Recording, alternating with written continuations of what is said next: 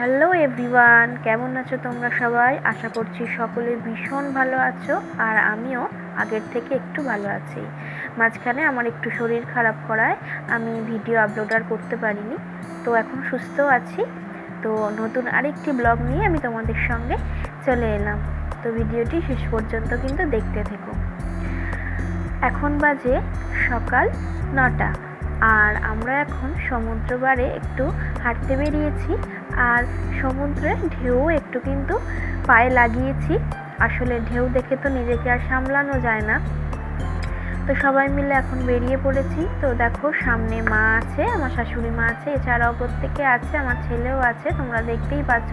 সবাই মিলে আমরা এখন সমুদ্রের পাড় ধরে হেঁটে চলেছি। আমাদের সকালের ব্রেকফাস্ট এখনো হয়নি, একদম ঘুম থেকে উঠে একটু চা বিস্কিট খেয়েই আমরা বেরিয়ে পড়েছিলাম। তো এখন খিদে পেয়ে গেছে, সে কারণে আমরা এখন যাচ্ছি কিছু ব্রেকফাস্ট করে নেব, আর দুপুরে রান্না হবে তার বাজারটাও সেরে নেব। তো সে কারণে আমরা এখন চলে এসেছি বাজারে। তো আমি একটু মাছ বাজারটা দেখবো ভেবেছিলাম, তাই জন্য আমার হাজব্যান্ডের সঙ্গে চলে এসেছি। তো আমি তো এসে অবাক হয়ে গেছি এত মাছ থেকে, আর কত মাছ, বড় বড় মাছ, জানো তো? দেখো, তোমরা সবাই দেখতে পাবো।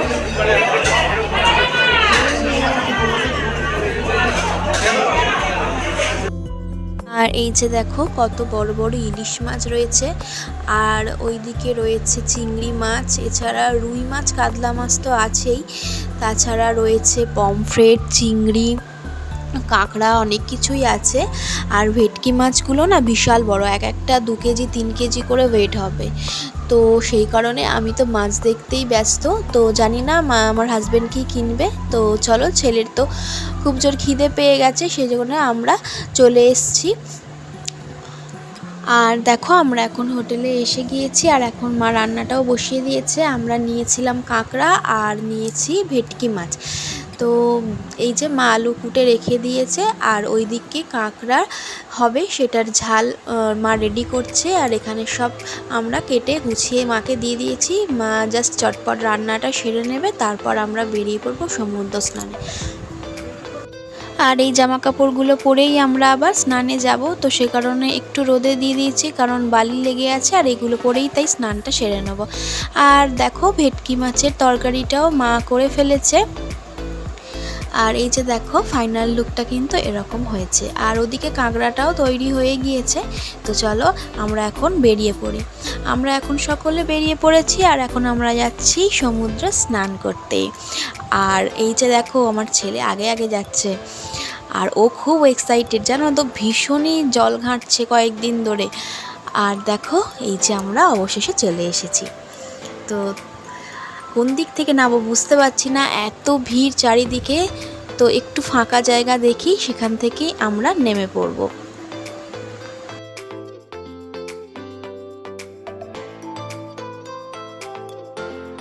আর ওই যে দেখো, ছেলে আর ওর বাবা দুজনে কিন্তু অলরেডি নেমে পড়েছে।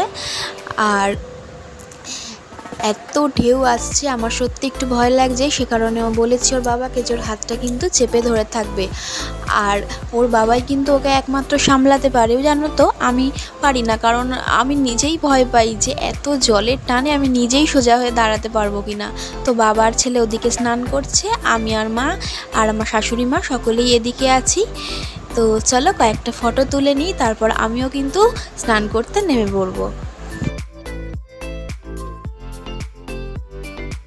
এই যে দেখো, আমার মা এবং আমার ছেলে দুজনেই কিন্তু এখন ক্লান্ত হয়ে পড়েছে, তো সেই কারণে এখন এখানে বসে পড়েছে। কিন্তু এত জোরেই কিন্তু ঢেউ আসছে, এখান পর্যন্ত ঢেউ চলে আসছে এবং চোখে মুখে বালি উঠে আসছে।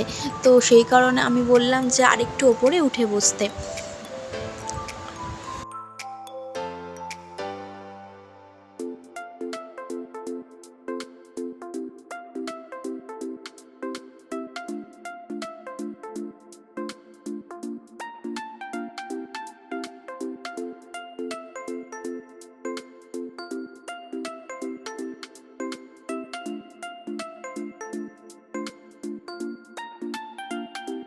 আর এই যে ইতিমধ্যে আমিও কিন্তু নেমে পড়েছি স্নান করতে।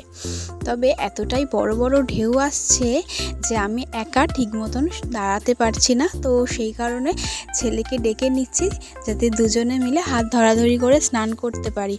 আর আমার যেহেতু পুরীতে এই প্রথমবার, তো সেই কারণে ঢেউগুলো মনে হচ্ছে অনেকটাই বড়। আর এর আগে দীঘাতে আমি গিয়েছি অনেকবার, তবে দীঘার ঢেউ এমন ছিল না, কিন্তু পুরীর ঢেউ সত্যিই কিন্তু বিশাল বড় বড় ঢেউ এবং ঘন ঘন ঢেউ আসছে। তো বেশ ভালো লাগছে, তবে বেশি দূরে নামবো না, একটু কাছাকাছির মধ্যেই স্নান করব।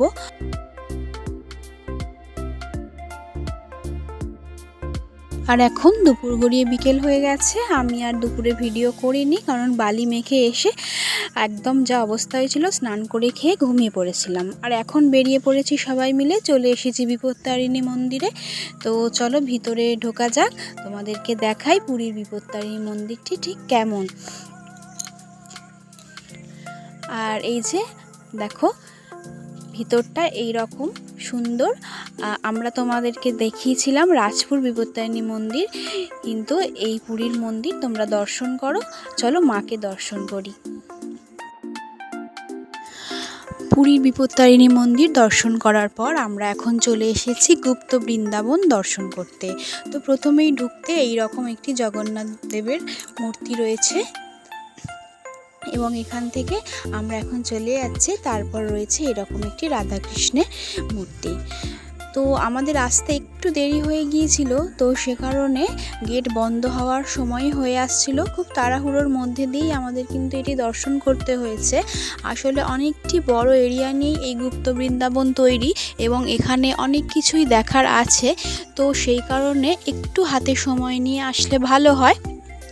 আর এই যে দেখো, এটি হচ্ছে সমুদ্র মন্থনের একটি দৃশ্য। তোমরা সকলেই জানো একদিকে দেবতা রয়েছে এবং একদিকে রয়েছে অসুররা। তো তোমরা তো এটা দর্শন করলে। আর এইটা হচ্ছে নৌকা বিলাস, এখানে এইভাবে করে দেখিয়েছে। আর এই যে দেখো মহাদেব দর্শন করো। আর এখানে রয়েছে বজরংবলী, প্রত্যেকটি তোমরা দর্শন করো। আমি আর তোমাদের বারবার বলে দিচ্ছি না, তোমরা দেখো।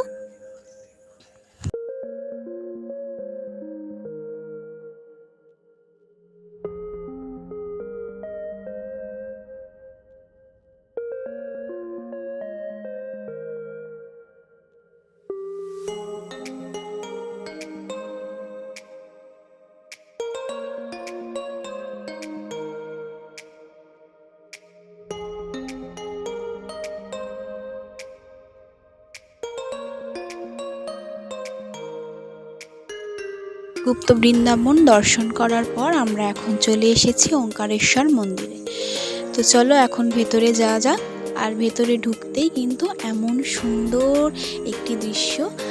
আর এই যে দেখো বাবা মহাদেব।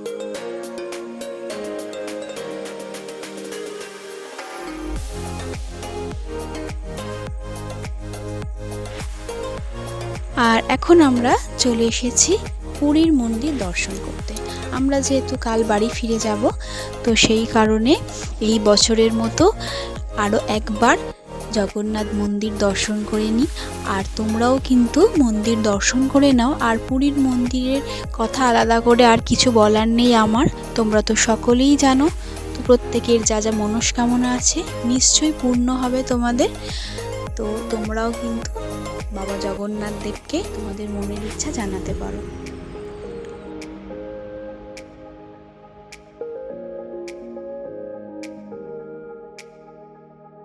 আর সামনেই তো আসছে রথযাত্রা, আর সেই কারণে এই যে দেখো এখানে কিন্তু রথ তৈরিও হচ্ছে। পরপর 3টি রথ একসাথেই তৈরি হচ্ছে। তো আজকের ভিডিওটা এখানেই শেষ করে দিচ্ছি বন্ধুরা। সকলে ভালো থেকো, তোমাদের সঙ্গে দেখা হচ্ছে নেক্সট ভিডিওতে। টাটা।